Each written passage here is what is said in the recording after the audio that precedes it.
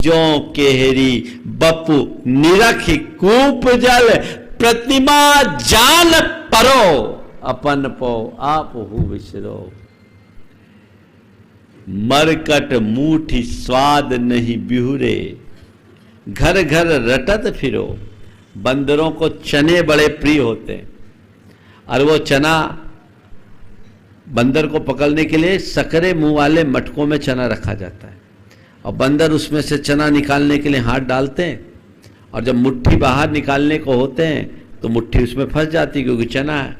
तो बंदर को लगता है कि इसमें कुछ है, उसने हमें पकड़ लिया और वही उसके पकड़ का कारण बन जाता है। तो मरकट मूठी स्वाद नहीं बिहुरे, घर घर रटत फिरो। तुम्हारी दशा भी ऐसी बंदर की तरह है। अपनी इस मुट्ठी को ढीली करो, अभी हाथ बाहर आ जाएगा।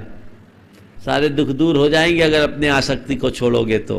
पर तुम बंदर बने हो, तुम कहते हो मुट्ठी तो छोड़ेंगे, जब छोड़ेंगे तब तक तो रास्ता बताओ, मानो मैंने तुम्हें दुखी बना रखा है।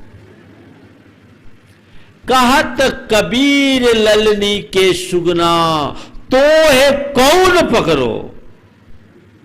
कबीर कह रहे हैं ललनी के सुगे, सुख तोते होते ना, तोते को पकड़ने के लिए ललनी लटकाया जाता है। ललनी क्या होता मालूम? रस्सी होती है लंबी, रस्सी में ऐसे फंदे होते हैं और फंदे में करीब 10 इंच की लकड़ी होती है। 10 इंच 12 इंच की लकड़ी ऐसी लगी होती है, ये ऐसी लकड़ियां लगी होती है। और ये लकड़ी पर जब तोते बैठते हैं तो लकड़ी पर तोते यहाँ बैठे तो उनके भार से वो लकड़ी झूल जाती है, ललनी झूल जाती है और एकदम उल्टी हो जाती है।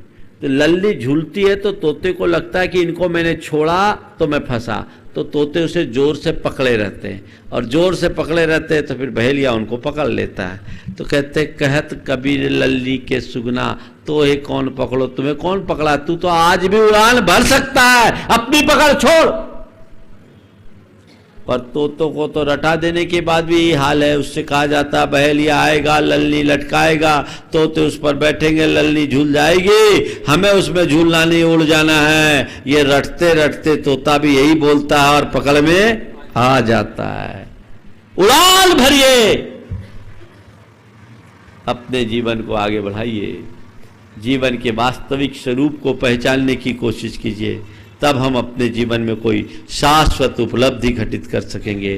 तो अंतर दर्शन, अंतर्दृष्टि को उद्घाटित कीजिए। हर पल ये भावना भाइये कि मैं आत्मा हूँ, इसके अलावा कुछ नहीं। मेरे साथ शरीर और शरीर को आश्रित, शरीर के आश्रित जितने भी संयोग है वे सब महज संयोग है, पर द्रव्य है, मुझसे भिन्न है। मेरा जगत के एक परमाणु से भी संबंध नहीं है। मेरे पास है जब तक मैं इनका उपयोग करूं, उपभोग करूं, पर मैं उनका स्वामी नहीं, मैं उनका कर्ता नहीं, मैं उनका भोक्ता नहीं। मैं तो केवल ज्ञाता और दृष्टा हूं। ये दृष्टि जिस दिन विकसित हो जाएगी, तुम्हारे जीवन के सारे दुख दर्द पल में दूर हो जाएंगे। हर पल अपनी भावना भाइये, अपनी आत्मा की, और अपने जीवन को आगे बढ़ाने की कोशिश कीजिए। मंगल भावना।